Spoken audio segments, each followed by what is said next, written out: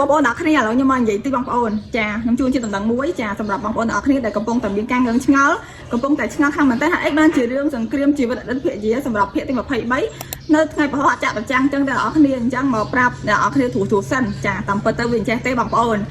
ប្រហែលថ្ងៃមុនខ្ញុំឃើញเพจរបស់បាយ័នគាត់ផុសដែរប៉ុន្តែអត់ចាប់អារម្មណ៍ទេចាមកគាត់ដាក់ច្រឡំអញ្ចឹងណាគាត់បានបញ្ជាក់ឲ្យថាសម្រាប់រឿងដែលចាក់បញ្ចាំងពីថ្ងៃចាំថ្ងៃប្រហែលហ្នឹងគឺផ្លាស់ប្ដូរអ្នកគ្នាអញ្ចឹងបើចាក់ថ្ងៃទីថ្ងៃចាំថ្ងៃពុតវិញសម្រាប់រឿងសង្គ្រាមជីវិតអតីតភរិយាដោយឡែកសម្រាប់ថ្ងៃប្រហែលគឺចាក់រឿងផ្សេងអ្នកគ្នាប៉ុន្តែរឿងហ្នឹងក៏ល្អមកខ្លាំងដែរសម្រាប់រឿងដល់បំណុលជួបស្នេហ៍បងប្អូនធ្លាប់បានទស្សនារឿងមកហើយចាទូអង្គរបស់យើងគឺប្រកែកសម្ដៅដូចគ្នាហើយសំខាន់អ្នកគ្នាបើមើលរឿងនោះហើយគឺខ្ញុំខ្ជប់ដូចគ្នាតែម្ដងអញ្ចឹងអ្នកគ្នាខ្ញុំជួយជាដំណឹងល្អវិញចា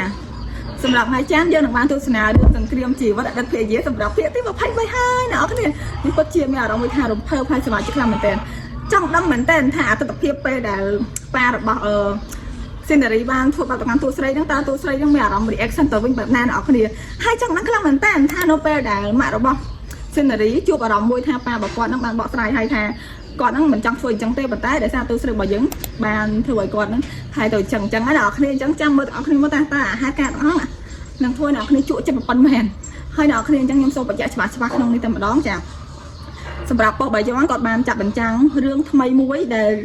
មិនថ្មីរឿងហ្នឹងគឺចាក់យូរដែរហើយប៉ុន្តែចាក់សារឡើងវិញទេសម្រាប់រឿងដល់បំណុលជួបស្នេហ៍អ្នកគ្នាកុំភ្លេចរងចាំមើលអ្នកគ្នាដែរទៅព្រោះរឿងនេះគឺតួអង្គល្អមើលខ្លាំងមែនទែនគាត់សម្ដែងសមមែនទែនតែម្ដងអូខេអ្នកគ្នាអញ្ចឹងអ្នកគ្នាកុំភ្លេចរងចាំមើលអ្នកគ្នាទៅត្រៀមថ្មត្រៀមទូរស័ព្ទហើយបញ្ជាក់ដែរចាប់ពីសប្តាហ៍ក្រោយទៅយើងមើលបានតែ3ថ្ងៃទេអ្នកគ្នាបានពីថ្ងៃច័ន្ទដល់ថ្ងៃពុធអញ្ចឹងត្រៀមមើលអ្នកគ្នាទៅអ្នកគ្នាចង់ដឹងថារសជាតិរឿងសង្គ្រាមជីវិតលទ្ធិយាលអមមកបណ្ណាកុំភ្លេចទៅទស្សនាទាំងអស់គ្នាតាមរយៈប៉ុស្តិ៍បាយ័នអ្នកគ្នា